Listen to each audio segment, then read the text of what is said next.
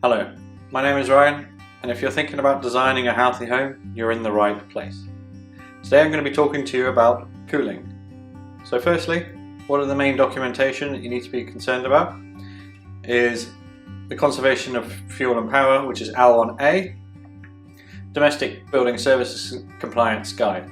In there it just outlines the minimum efficiencies for any particular equipment that you might need to be selecting. So what types of cooling are there? So there's passive cooling and then there's mechanical cooling. Mechanical cooling is what you probably have seen before in like air conditioning systems. Anything that involves a very intense energy process to deliver cooling to the space. Passive generally uses what we call as free cooling. I'll explain in a few more techniques, but effectively it is bringing in colder air from outside into the space.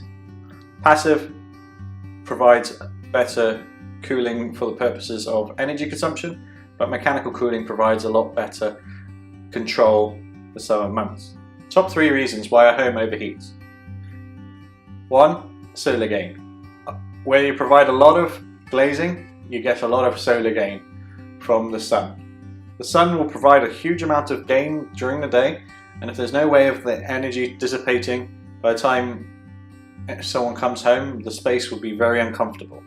Secondly, internal gains. Humans give off a lot of energy, plus your TVs, cooking, all that causes the space to overheat. The third reason is that the external air temperature has exceeded comfort levels. Mechanical cooling. You've probably more than often than not seen this before. You have an external unit that is plumbed up with refrigerant pipework to an internal unit. It takes the energy out from the inside space and dissipates it externally. Pretty much what a fridge does. So in terms of external units, the size of your external unit will depend on the cooling capacity. It's always best to check with the manufacturer what they would recommend based on your layout. So what internal units are there? It doesn't really provide a great installation in terms of its aesthetics and also technically its performance, but it does get the job done in certain instances, and particularly in small rooms like bedrooms or small living rooms. But as I said, it's not the most aesthetically pleasing. Then there's the ceiling mounted ducted units. More often than not you see these in modern hotels. Air comes in through the base into a plenum and then is cooled and then ejected back into the room. This works very well in sort of hotel areas where you can build like a bulkhead in to incorporate all this. A third unit is quite popular in high-end homes now is floor standard units, where the internal air comes in through the base, then gets heated, then cooled, and then ejected up through the top. With regards to mechanical cooling, it is very energy intensive. It can use a lot of energy in a very small amount of time. This is why it's often not advised. One thing to note, some manufacturers for MVHR units try and suggest that you put a cooling coil in your supplied ductwork. I would not really recommend that because for various reasons it's debatable if it really provides the cooling requirement to the space. So what is passive cooling? Effectively, it is drawing colder air from outside inside to cool the space down and ejecting the hot air out. This can be done in many ways. The first way I'm showing on this one is called cross-flow ventilation. You open one window, open another window, the opposite side. The wind will push the air through the window and then out the other side.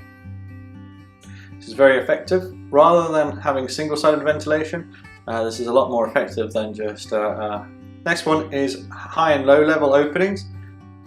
And the last one I'm showing here is stack ventilation. It's not that common in residential developments. In large office blocks you do look at stack ventilation. Effectively it's using a chimney effect. You have a high level opening at the top of your building. It's used to draw in air through the low level and expel the hot air out the top. This works quite well because it doesn't rely on the wind, because it just uses natural buoyancy of hot air and cold air and the stack effect. Another type of cooling is called nighttime cooling. So We are building more and more homes that are very lightweight, so this is not really that applicable.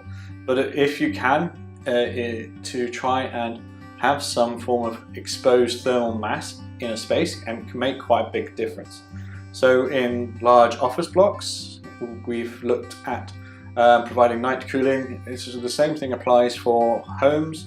If you remember going to a Spanish villa and you walked in and it's very cold during the day, because it's pretty much a bricked up building. This is what we're talking about in terms of using the building's thermal mass to absorb the energy that the building receives during the day. So all it means is effectively at night you let the cool air come in, cool down the building. The building itself becomes very cold, it's a heavyweight building, and then during the day the building itself then absorbs the energy, and the internal space can actually still be quite nice and cool and provide a very nice environment. And that actually even works when the external air temperature actually is more than the internal air temperature. And unfortunately, as I said, we are building more and more lightweight buildings. Ironically, previous buildings were actually better during the summer than modern day new homes because of this main reason. Another sort of passive system, even though you're using a fan, is a Labyrinth Cooling system. It is actually quite good to connect it up to your MVHR unit. The one advantage of that is during the summer you get hot air, it gets cooled by the ground, and then you expel that cool air into the space. And then during the winter period it works in reverse. The cold air gets warmed up by the ground and then you expel it into the space. So it actually can be, if you're doing a lot of groundworks on site, these are relatively simple systems to install, and it is quite common if you're doing a passive house or some other low sort of energy building as well, because it is a very good way of getting some free heat and free cooling throughout the year.